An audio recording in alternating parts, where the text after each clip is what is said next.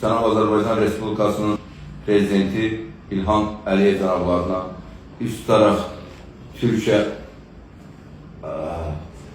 Türkiyə şəhərindən, Antalya şəhərindən, buradan, xəstəxanadan birbaşa sizə müraciət edirəm.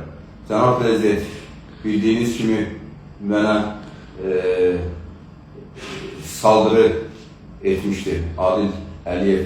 Suraxanı icra başçısı Adil Əliyev tərəfindən mənə adamlar kiralayaraq, necə deyərlər, Rusiyadan adamlar yollamışdı. Və onun nəticəsində bir başımdan 30% başım işləmir. Üç dənə də qarnından bıçaq zərbəsi ilə endirmişdilər. Və buna baxmayaraq ölümə qəsd edərək bir Azərbaycan idmançısını, bir dünya federasiyasının, dünya 100 federasiyadan yüksək federasiyalarının qabağında bu hərəkəti edərək Azərbaycanımızı biabır etmişdi. Hələ də bütün dünya federasiyaları bununla bağlı danışırlar. Ancaq mən yarışa getməmişdən qabaqda bununla çoxlu lent yazıları çəkərək paylaşım etmişdim. Cənab Prezident, sizə və bütün hüquq orqanlarına müraciət etmişdim getməmişdən qabaq ki, bu adam məni öldürəcək və yazaraq bildirmişdim. Cənab Prezident, sizə müraciət edərək bildirmək istəyirəm ki, Adil Əliyevin həbsi mütləq olmalıdır. Çünki o mənə bu etdiyi hərəkətlərlə, kiralıq tutduğu qatillərlə bütün dünya federasiyalarının qabağında bizi biabır etdi və Azərbaycan bir evladını və bu ölkənin bayrağını qaldıran, ümitini səsləndirən, arxadan başına bıçaqla, qarnına bıçaqla və bir neçə nəfər tərəfindən və özü yollatdığı iki şəxs federasiyanın öz vitse-prezidenti Elşən Əliyev Türkiyə orqanları həmən onu həbs etdi. Azər Həsənsoy Uçsanda Federasiyasının prezidenti yollamışdı, onu da həmən həbs etdilər. Ancaq Adil Əliyevi həbs edə bilmədilər, çünki o Azərbaycandadır. Onu da Cənab Prezidentim, sizə səslənirəm. Sizə müraciət edərək, mən inanıram ki, tez zamanda öz cəzasını alacaq Cənab Prezident. Və inanıram ki, bu üç rəngli Azərbaycan bayrağı altında ona hökm oxunacaq. Bilirəm ki, bizimlə bu söhbətlərin yekununu öyrə. Mən 2-3 gündən sonra mən xəstəxanadan çıxacam. Ancaq təhlükə altında bir daha yenə Azərbaycana qayıdıram.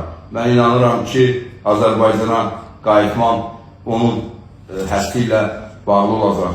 Mən inanıram ki, Azərbaycan da rahat olaraq yaşaya biləcəm.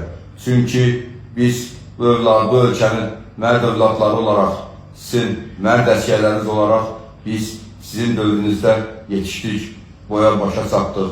Sizin dəmir yumruqla, ruhuyla biz özümüzü formalaşdırdıq, bugünkü ilə bu yerə gəldi çatdıq.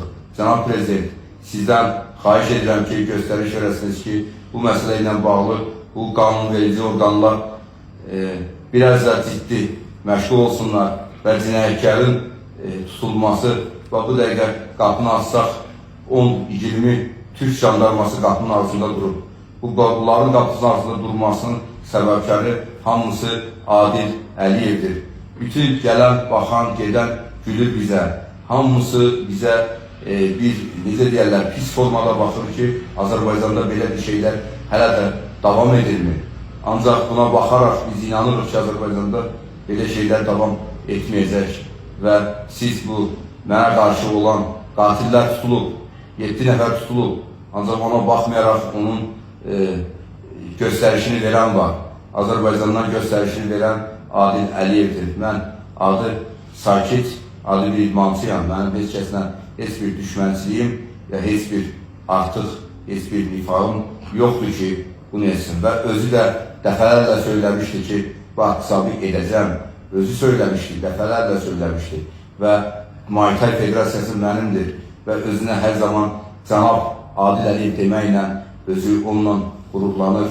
Yeriyəndə qollarını qaldıraraq yeriyir ki, buna cənab deyirlər. Ancaq buna baxmayaraq, bir Azərbaycanın mərd övladı olaraq, sizin bir əskəriniz olaraq sizə müraciət edirəm ki, qorxmadan, çəkinmədən, Artıq bir canım var. 3 dəfə vurub, eybi yoxdur, bir dəfə də qoy vursun. Buna baxmayaraq, onun sizdən həbsini istəyirəm. Cənab Prezident, mən inanıram ki, biz bu dövlətdə yaşayırıq. Tez zamanda o öz cəzasını alacaq. Mən Azərbaycanıma sevinərək dönə biləcəm. Ancaq bu günləri mən bir neçə gündən sonra mən xəstəxanadan buraxılacam. Ancaq Azərbaycana gəlməm mənim sual şəraitindədir. Qorxuram.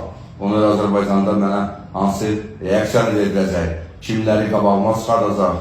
Evdə, liftdən çıxanda həmişə arxası ilə girirdim liftdən çıxana qədər. Ona görə mən bunu çoxdan da gözləyirdim. Ancaq bu Azərbaycanda dövlətində bunu edə bilmədi. Çünki bilir ki, Azərbaycan qanunları güclüdür. Gəldi bunu xarici dövlətdə etdi, qardaş dövlətdə etdi. Ancaq burada bizə baxaraq güldülər. Bir Azərbaycan idmancısının qanun dünya çempionatında hər kəsin gözünün qanununda tökdü. Bu xəyanətkarlıqdır, bu düşmənçilikdir. Bu birbaşa erməni etmədiyi şeyləri etdi. Ona görə sizdən xahiş edirəm ki, tez zamanda bunun cəzasını almasına köməkli göstərəsiniz. Bu aradan çıxa bilməsin və başqa şeylərə əl atıb döndərə bilməsin. Sizdən xahiş edirik, bunun tez zamanda qarşısını alıb cəzasını verməyi sizdən xahiş edirik. Düzgün deyil.